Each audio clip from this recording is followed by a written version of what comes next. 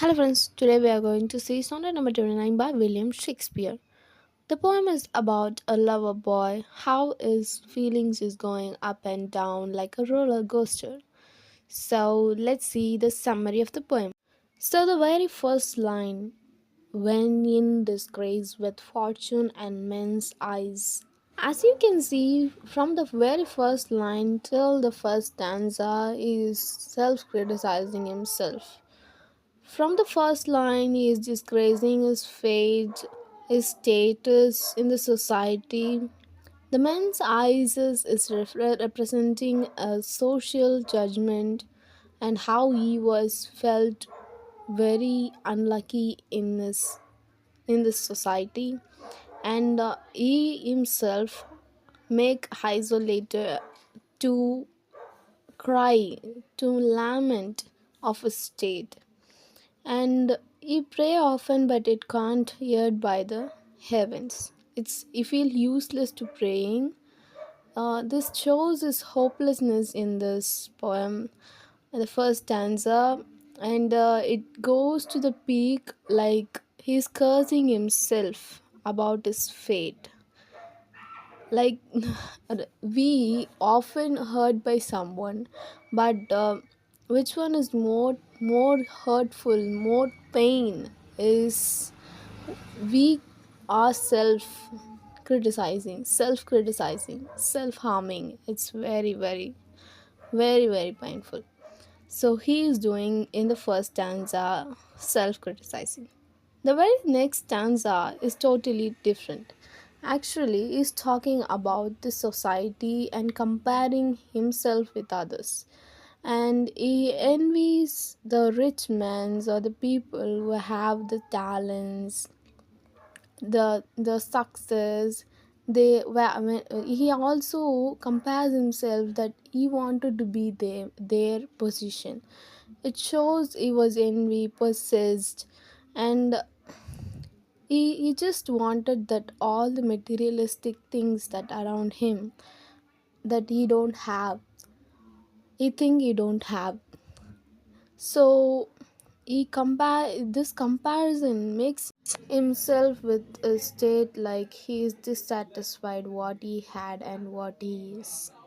So in the third quatrain you can see the complete shift of tone from the first to one.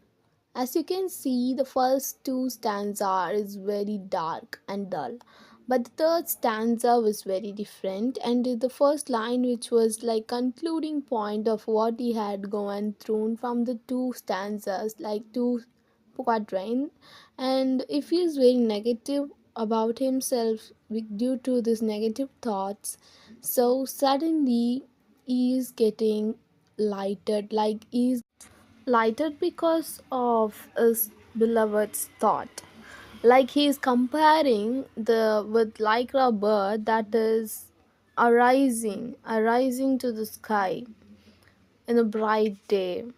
Like in the last line you can see the singing hymns at the heaven's gate, like the bird is flying and flying go higher and singing near the bird's gate. I personally personify this bird as him, and finally his prayers as a song is hearing in the heaven, and is getting satisfied. And this shift of tone makes question what is the reason of this lightness. What? Let's see the answer in the last two couplets. And it's because of his love, because of his lover, his beloved. The beloved's love brings him a light, hope. Like as you can see, a very bright light in his life. You can see in the last line that he himself telling that he has more power than the kings, the royal power. Though it's the final conclusion of this poem is like he even though he is dissatisfied with himself, even though the society, even though the fate, everything was not okay, his love was having the most powerful than other things, so it's enough for him. It have the great power to overcome all the things. Just the remembrance of his lover, his beloved, gives him the so much satisfaction, fulfillment, the power. So the power of love is explained beautifully in the two couplets as an answer. So the very first line itself, a literary device, it's a metaphor, is comparing the fortune with the men's eyes. As I said earlier, the men's eyes is a public opinion. So public opinion and the fortune can't be compared normally. So it's a two different things. So it's a metaphor. So personification. As you can see, the heaven is described. It can't hear is prayer, a human quality. So it is a personification. And next, alliteration and repetition, you can see in the slide. Next is imagery. Actually, the poet expresses in the stanza how the bird arising simultaneously is indirectly telling that how his emotions are rising when he think about his beloved. It's actually beautiful imagery. And the simile, you can know when you we use like in the sentence comparing with the things, it's called a simile. And the antithesis, the contrast between two opposite things. As you can see, the poem starts with a very dull, dark, and sad opening and ending with a joy, satisfied and fulfilled with the power. So it's a contrast of a tone, shift of tone you can see in the poem. Hyperbole, and you can see the power of love is exaggerated at the very end of the poem. So it's a hyperbole. Symbolism, the bird, like and the king. Okay, shift of tone I already told. Metonymy, yes, metonymy is actually a figure of speech. It is referring a word which is closely associated with.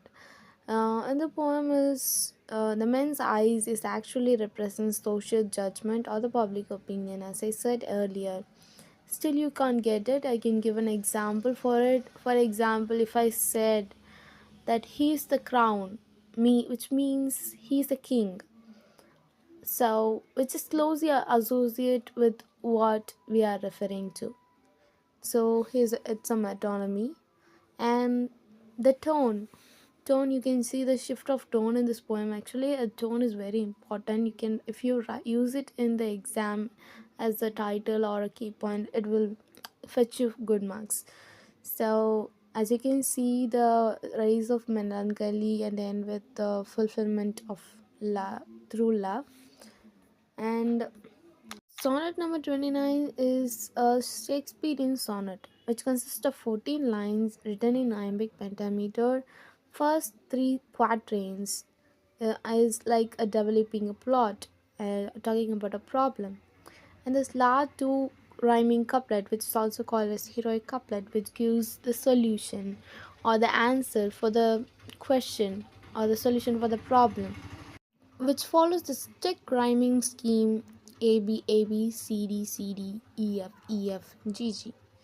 So, literary background of this poem. This poem is belongs to the Shakespeare's Fairy Young, as I said in earlier, which is also the part of 126 sonnets, and which was written during Elizabethan age. This sonnet explores the themes of love, beauty, time, and personal emotion. So Shakespeare concludes the remembrance of the true love transforms the sadness into joy. You can also share your thoughts and opinions about this poem, because I personally feel that it was written between a person and the love of God. Like we all face this situation in some part of the time, that we feel sad and we feel depressed because of our fate, because of the surrounding and the society, our status, our character. We feel unsatisfied, we feel low of certain things. We also compare with some, we usually don't do that, but some things that we pushes ourselves, and we started comparing with others, and we dissatisfied ourselves our status. At the very end, we have the answer in this poem that finally we all loved by the gods. As a person, we satisfied ourselves. The satisfaction was giving from the God, that we are the God's child, and that love is enough. That love has the more power than all the materialistic things in the world. So my point of view of this poem is like that. Well, whatever you think, you can comment in the comment box how you feel about this poem. Thank you for listening till the end. Please do subscribe TV's English Learning Hub.